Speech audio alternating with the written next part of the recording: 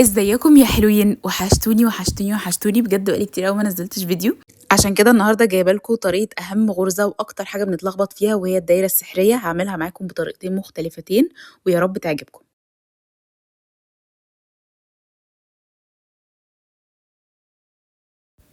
يلا نبدا بالهداوه كده، وهنجربها اكتر من مره مع بعض. الطريقه الاولى واللي انا بحبذها لان هي سهله وعمليه وسهله ان انتي توسعي وتضايقي براحتك. اول حاجه هنخلي الخيط القصير على ايدينا كده، تمام، ونثبته بصابعنا الكبير.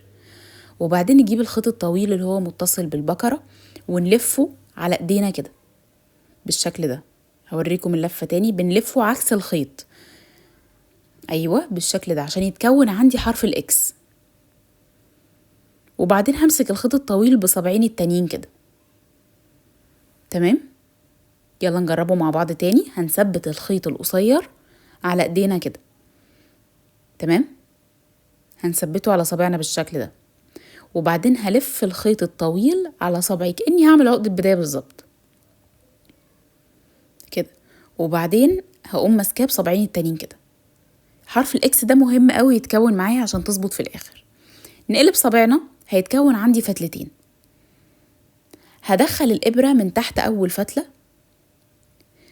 وهسحب الفتلة التانية بس مش هشدها للاخر. بعد ما شدتها اقوم لفة ايدي بالشكل ده، شايفين كده؟ تاني هوريكم.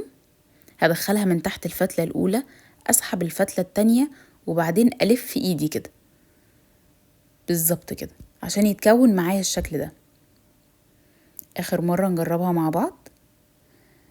هدخل الابرة بالشكل ده كده من تحت اول فتلة، وبعدين هسحب الفتلة التانية والف ايدي كده.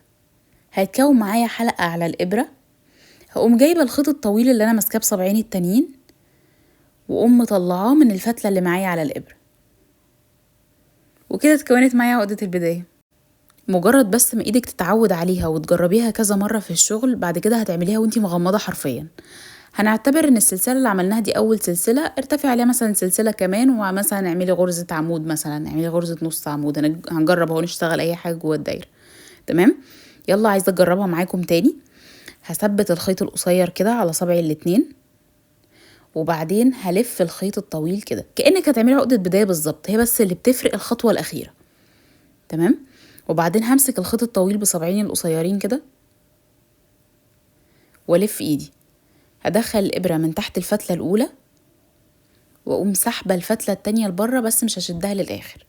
وبعدين هلف ايدي كده. اللفة دي مهمة قوي يا جماعة عشان تظبط. تاني نشوف اللفة اهو، بلف ايدي كده اهو، وبعدين بسحب الخيط الطويل واطلعه من الحلقة اللي معايا على الابرة، ايوه كده.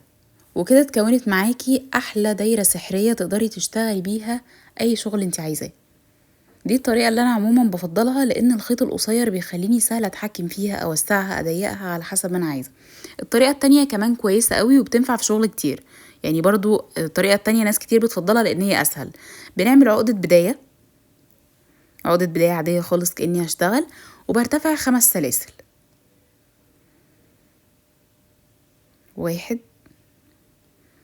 2 3 4 5، تمام كده.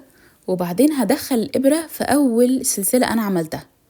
أول سلسلة خالص هدخل فيها الإبرة كده، واسحب الخيط بتاعي واعمل غرزة منزلقة، يعني اطلع الفتلة دي من الفتلة اللي معايا على الإبرة. وكده هتلاقي عندك اتكونت دايرة في النص تقدري تشتغلي فيها أي شغل انت عايزاه. يلا نجربها مع بعض مرة أخيرة. هثبت الخيط على صوابعي والف الخيط الطويل كده واعمل عقدة بداية، يعني هدخل الإبرة من تحت الفتلة الأولى واسحب الفتلة التانية بره خالص، تمام كده. هرتفع 5 سلاسل. 1 2 3 4 5، تمام. هاجي عند السلسلة الأولى خالص اللي أنا عملتها، وادخل الإبرة جواها واسحب الخيط واعمل غرزة منزلقة، يعني هطلع الفتلة الأولى من الفتلة التانية اللي معايا على الإبرة. وكده اتكونت معاكي دايرة تقدري تشتغلي جواها. الطريقتين كويسين جدا، والطريقتين بينفعوا في شغل كتير، ولكن أنا في الغالب بفضل الطريقة الأولى. وبس كده. وكده نبقى خلصنا فيديو النهارده. ما تنسيش تشتركي في القناه وتفعلي الجرس عشان يوصلك كل جديد من كفة فاطمه. هستنى رايكم في التعليقات عشان تكتبوا لي انهي الاسهل وانهي الاصعب وايه الحاجات التانية اللي نفسكم نعملها مع بعض. في رعايه الله.